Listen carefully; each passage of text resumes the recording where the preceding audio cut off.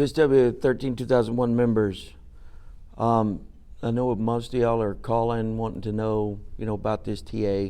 So we had to take some time to get it all highlighted up, go through the highlights with you. We also attached the document, so you'll have the actual documents with this video that'll come out here very shortly. So we're going to be voting on this on the 25th and 26th. And so we certainly understand that the 25th is a Memorial Day. However, that the plant doesn't stop. There'll still be people working days and nights. That is a chart change day, Monday and Tuesday. So it meets all the requirements of the bylaws. And I am positive that the company will allow folks to come over and vote while they're working.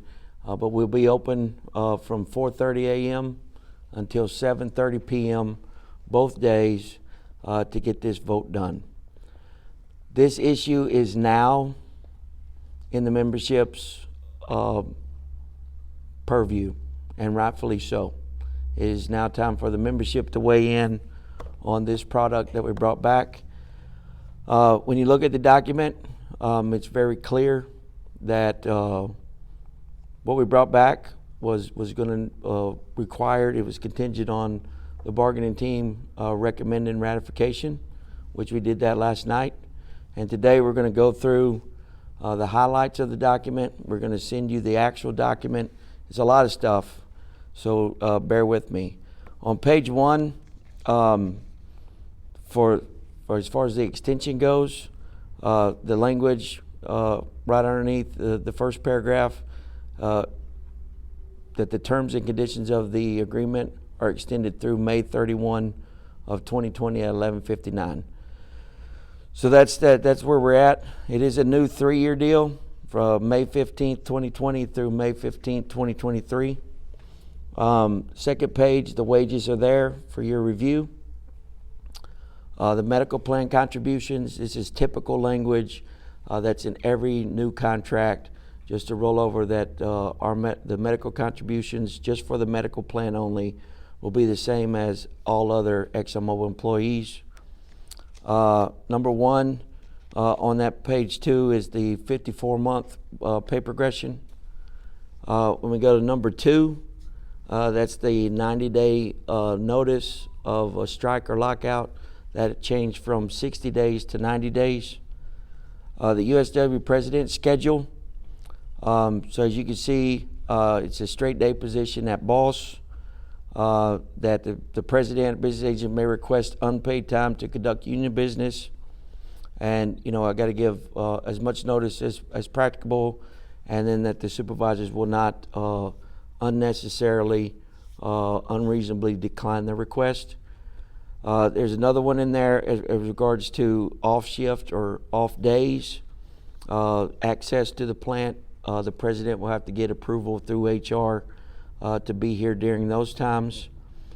And then, time spent for preparing for arbitrations, that's clearly going to be not paid by the company but by the union, as well as any of the off time requested by the president to handle union business. And then there is a provision in there for the president to request up to 2 1-year leaves of absences from the company. With the company will not pay for that, and the union will. And this one, we still have to figure this one out somewhat from a union standpoint. So I got to meet with the executive board and the board of stewards to figure out how that lever gets pulled. It will not be one individual making the decision. So that will be proceduralized and passed through the union as a whole. So that's where we're at on that. We go to number 4, health and safety. Some key things that changed in there was that in and around the union values were added to the contract. So the health and safety are foundational company and union values. That the union was not mentioned in there in the prior contract. You guys are free to go look at that, what that provision looks like and what it looks like on this paper. And that the company and the union shall persistently strive to maintain the sanitary and healthful work conditions. and to prevent all industrial accidents. And that then the rest of that article stayed the same. So persistently strive is a change from the current agreement, which said that every reasonable effort. So that was something that the company brought forward, and what we brought forward to this was to add that the union values in and around that of sanitary and healthful work conditions and preventing industrial accidents is a core value of ours as well. So then this one is pretty complex, it's pretty long, so but I think most of you know, you've seen the iPhones out there. You have seen maybe in certain areas, maybe a year or so ago, wanting to use video cameras. So we kind of etched that all out. There's heavy union involvement throughout this whole process. So the company will notify the union 7 days in advance of implementation of any of these, what they call security technology hardware, any movement of the existing safety security hardware. They'll have to let us know about that too. None of this equipment, especially for videos, will be in break areas, lunch rooms, bathrooms, showers that USW people inhabit. And we just kind of lay it all out, right? So it's all there. It's a lot to read, to understand, and we're certainly happy to take any questions after you guys get this to go over that. So if we went to number 5, the probationary period. So I think everybody would see that was increased, and I want to talk a minute about that increase, because I think clearly the union's position going in was to decrease that. And so on the official record, and it's reflective here, the company was of the position that if they had a little bit longer, that they could remediate folks better than the shorter time. So they came in, the company came in at 24 months, wanting to have 2 years probationary period. And so we're going to hold them accountable for their words and correlate that with their actions moving forward in hopes that we do see a decrease in the number of terminees that are underneath the probationary period. So it's a good faith effort. We heard what they said, and so we tentatively agreed to this. And again, this is up to the membership for ultimate approval. Number 6 was some housekeeping stuff, some commas, some spaces that were in the contract as of today. The next one was big stuff for the survey that the membership told us that they wanted us to go work. Number 7 is entitled BAWP, SAI, LPS, and API 755. So in regards to contracting out, that was something new that the company brought, but we limited the amount of contracting out that they can do. Any contracting out cannot cause layoffs or delay recall of represented workers. The temporary work performed by qualified contractors due to emergencies that will not reduce employees' overtime opportunities, and not to exceed 14 days unless mutually agreed upon. So if there is an emergency type situation and they have to bring in some contractors, we'll work with them. They'll let us know. It'll be 14 days, and it will not limit any overtime opportunities that the represented folks have available to them. No contracting out of work that bargaining unit employees are qualified to perform. And then you guys can look at that. So that's a lot right there in and around contracting, but there's a lot of provisions that make it to where represented people today will not be impacted by any of those decisions. So as to other process contracting, the company will provide the union with notice and the opportunity to request bargaining. So any other contracting issues that are outside of those limitations, they'll have to notify us and we'll have to bargain that. So that provision, if you looked at page 7 of 15, has no effect on contracting of the mechanical department. That is simply for refinery process. So it has no issue, no contracting out of mechanical department. So the company will notify the union of material changes at least 60 days in advance of implementation, and that is in and around the permitting system. So the company further agrees that they'll have 3 union-appointed employees to any team assigned to change the permitting process and or system. So when we look at that, our folks said that we needed to have more say in the permitting system. We're going to have 3 people appointed to any type of permitting system, team or change or revision group. We're going to have 3 folks. The way we see that right now is the 3 folks will be the health and safety officer of the union, the process vice president of the union, and the mechanical vice president of the union. So that's what we're looking at. If you guys have different ideas, we're certainly willing to entertain that, what that looks like, but we will have union involvement in any changes to the permit system. We've already started to develop a communication strategy to engage you guys and girls on what issues that you're having with the permitting system, so that you can feed that back to those 3 people that are going to be on the improvement team or the revision team, and so that they can get those to that team to get those implemented and discussed. The next one is, as many of you know, we at one point during this last contract, the company took the position that the union didn't have any selections to the FAST team.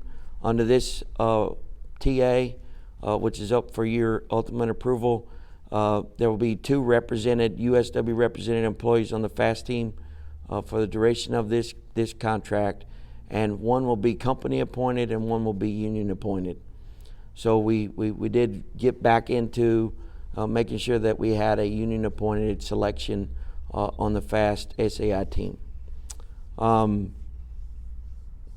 So all the appointments that the union makes will be given the opportunity to review all information provided by BAWP, FAST, or SAI teams and share their opinions and experiences, and we expect that they do so. And I know that you would expect that they do so as well. And the underlying thing with that is that the expectation is that those viewpoints and those experiences translate into changes that make the system safer and also easier to deal with. So in regards to LPS, which is another issue that you guys and girls asked us to go address, so the company shall commit to bi-monthly meetings with the union health and safety officer to address the administration of LPS and API 755 in Baytown Refinery. So again, there's going to be a communication strategy where we reach out to you guys, ask you for input into the administration of LPS, which we believe is the biggest issue. It's not so much that LPS is a bad thing or that the tools are not adequate.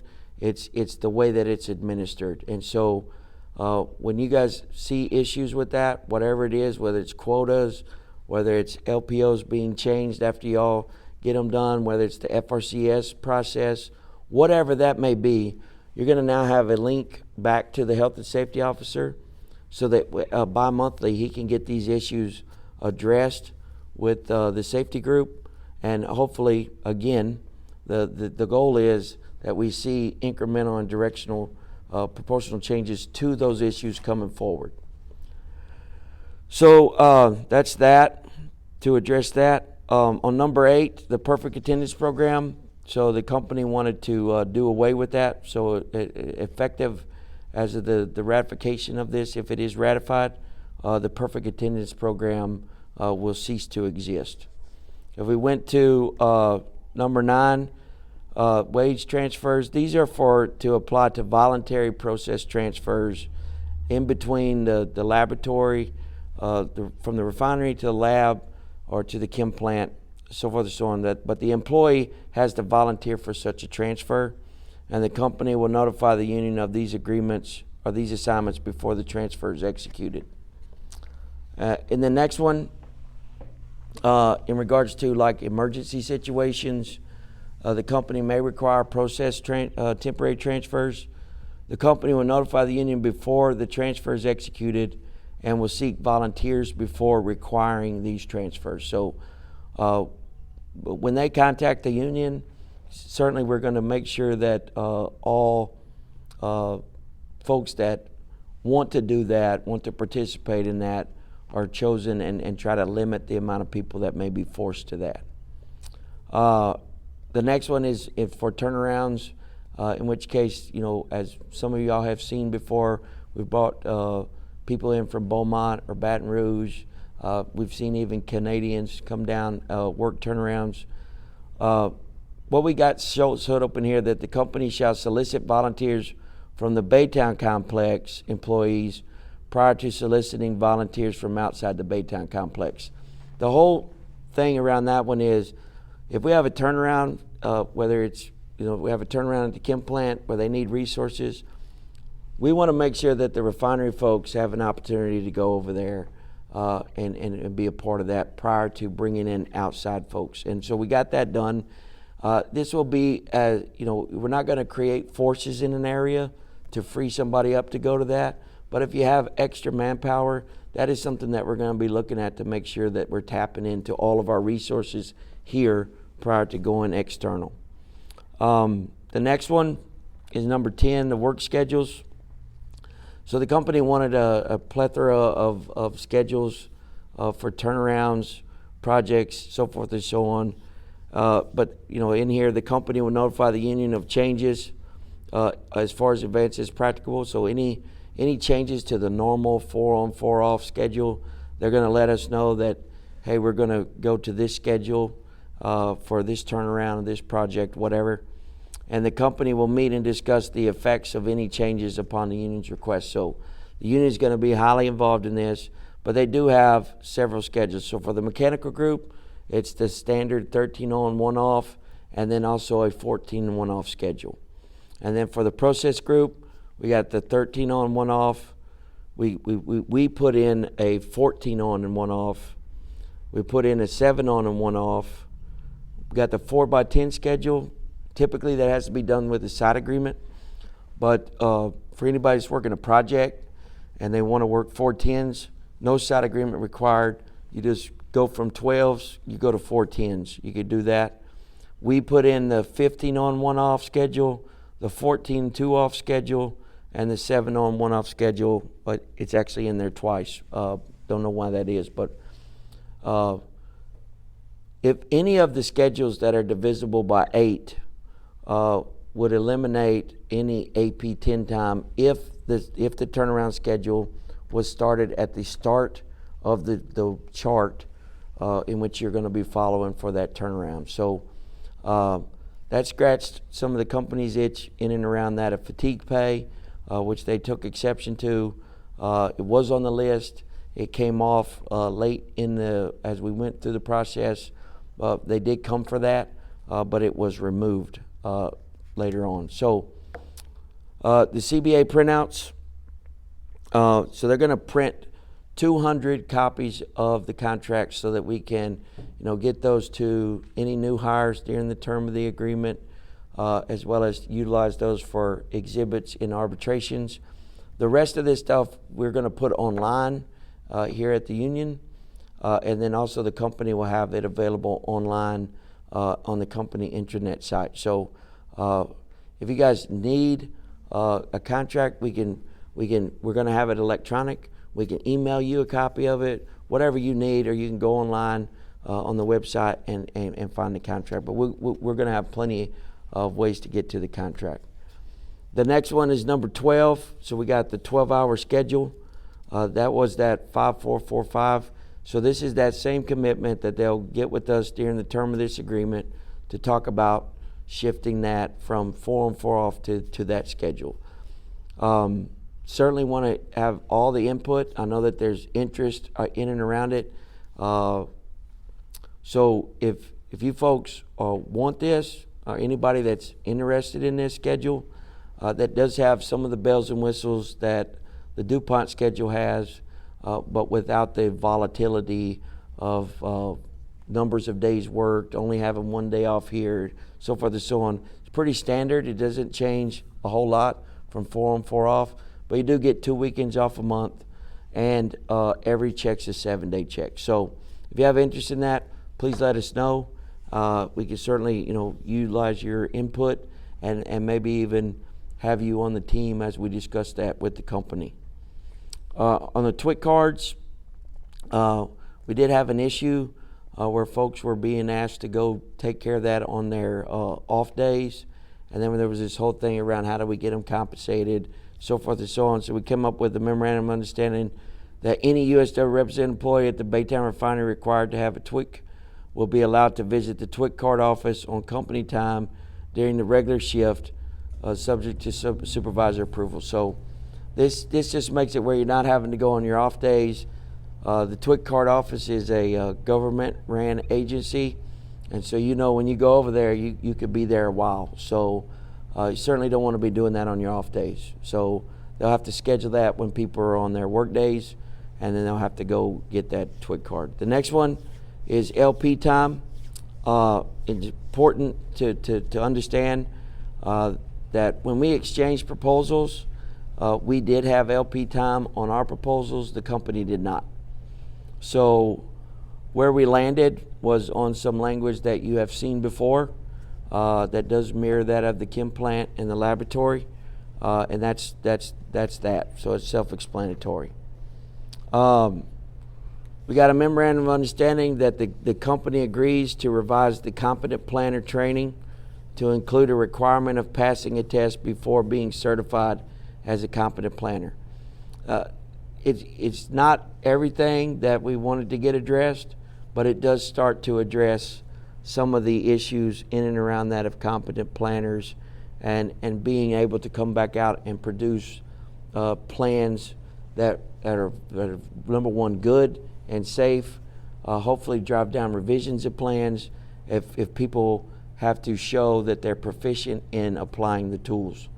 And if you're not proficient in applying the tools, then you will not be assigned as a competent planner.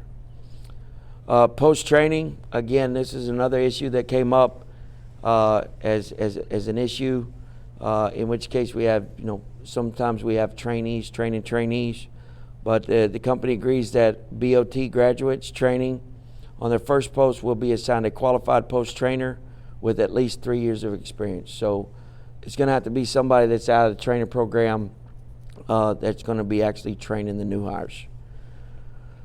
The next one was a big one for the folks per the survey, is to fix the grievance system. And so this is rather lengthy, but this is a side letter that, when you first start looking at it, it says that it can be terminated by either side.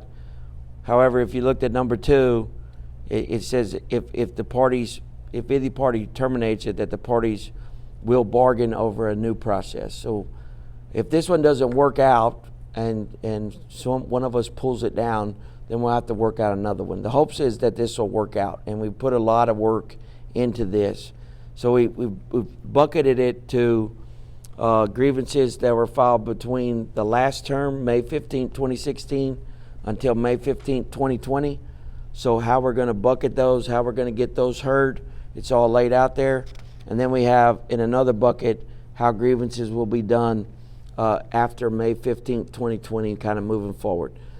Again, the hopes is that we can get your grievances filed timely, heard timely, responded to timely, and have a very robust system that people are not waiting months or years to figure out where their grievance is. And I think the company was, they were receptive to that. They understood that this thing was broken.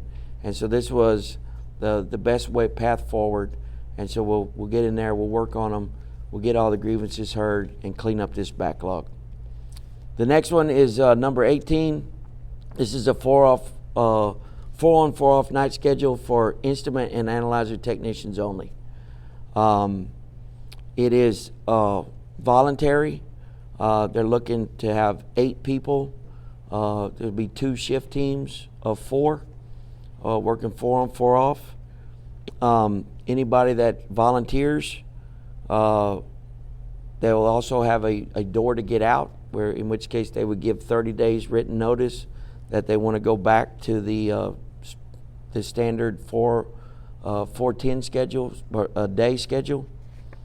The period in time in which mechanical can volunteer for this will be no less than 90 days and no longer than a year. So anywhere from 90 days to a year, you could volunteer and go work straight nights, 4 on, 4 off.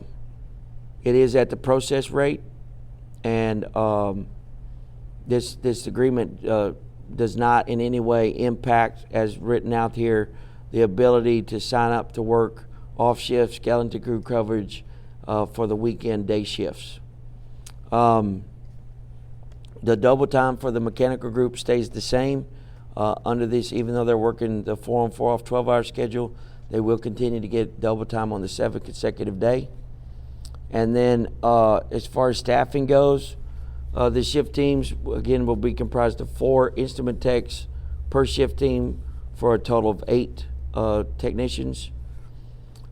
So there will be a sign-up form for this. So volunteers, the way it happens, the most senior person that's volunteering will get that spot. When those spots are full, if anybody comes out and there's another volunteer with the most senior, he or she would go in. If we get to a spot where we're not meeting the requirements, there is a force element of this, in which the junior qualified instrument analyzer technician will be forced into that. And once they're forced into that, they have the same door to get out, in that once they're forced into that, they would give written notice that in 30 days that they're going to go back to the 4x10 straight day schedule. So that's the way all that works. These people, just like the 12-hour process people, will be able to do shift exchanges with the other chart. So if instead of using vacation, if you guys wanted to shift trade or shift exchange, you work their work days and then you're off. So you could do the shift exchanges with them. So the holidays for this particular group will be paid at the Article 37 type rate. So it's 9.11 hours for the holiday worked. And then the other thing with this one is there's a caveat in here that we would talk with the company in and around a 4 on 4 off rotating schedule for the mechanical group. So what it says is the parties specifically agree that after the 4 on 4 off night schedule is initiated, the parties agree to discuss the 4 on 4 off process schedules, rotating schedules at the process rate. So we will be having some conversations with them. We'll certainly be talking with the folks that are on that, see if there's any issues, see if there's any good things about it, any concerns or issues with it for those discussions moving forward.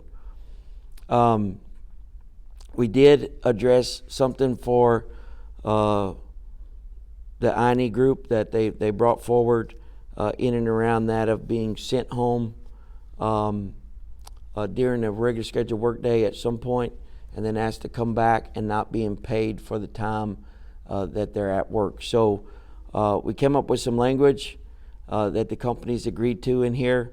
When an employee is scheduled to work, reports to work, begins his or her scheduled shift, and is released, the employee shall be paid for the remainder of the scheduled shift. This was something that was highly important to the mechanical group, something that we got done. It is currently limited to the instrument analyzer group, and that's the way that this side agreement in practice goes currently. The other thing, when you get to the back here on page 15 of 15 under miscellaneous, we're back to that subject again, that the union will withdraw refinery grievances and board charges regarding contracting and BAWP. And this does not prevent the union from filing grievances or board charges based on events occurring after the date of this agreement. So that is the entire agreement. kind of the highlights. Again, we will be sending to you guys and girls the exact documents so that you can go over them. Myself and the bargaining team will be in the field a little bit later today, going around. We will also have some bargaining team members at the hall. If you want to swing by and swing by the hall, ask questions, voice your comments or concerns, we'll have somebody at the hall, and we'll also be in the field. Look, at the end of the day, this now, as I said earlier, this is now in the confines of this membership making a decision. We want you to make an informed decision. We're putting everything out there. This is factual information that's coming to you. And while we've been through a lot as of late, this has been a very educational experience for us all. If you haven't learned anything from this process, then you weren't awake, because there was a tremendous amount of learnings from this, and we as a union only got stronger from this. A lot of things that we did learn. I said this many videos ago, that whatever we were able to salvage would be reflective of how the membership was acting or reacting in the field. And this is what it is. And instead of throwing rocks and at somebody else or some other entity, we need to look at ourselves, because we got a lot done. Everything that our membership told us to go work on, as far as our proposals, we came back with that. We got that worked. And we moved the needle. And we moved that needle not because of what we did at the bargaining table. We moved the needle because of what we were doing in the field, the position that the membership had taken. There's been some talks about that the decert effort had no impact on bargaining. And I vehemently refuse to accept that, because I know quite the contrary. It did have an impact, and it was not good. It was not good for us as a people or as an organization. It had a profound impact. But because the majority stayed with us, the majority stayed with each other, this needle was moved to this point. I want everybody to understand and use this as a reference point moving forward. We got a lot done, even with that stuff going on. Imagine what we could have done if there would have not been a decert effort going on, if we would not have fractured as a group, if we would not have been infighting amongst ourselves. Imagine what this could have looked like then. And so everybody that's out there, new, middle to old, if we go through another contract term, I want this to be the reference point, because we made a lot of movement even with all that. But you can only imagine what we could have done if we would have all been together. So with that, I'm happy to, we'll be in the field a little bit later. I'm happy to see you, shake your hands, talk to you about this, get you educated up before the vote on this.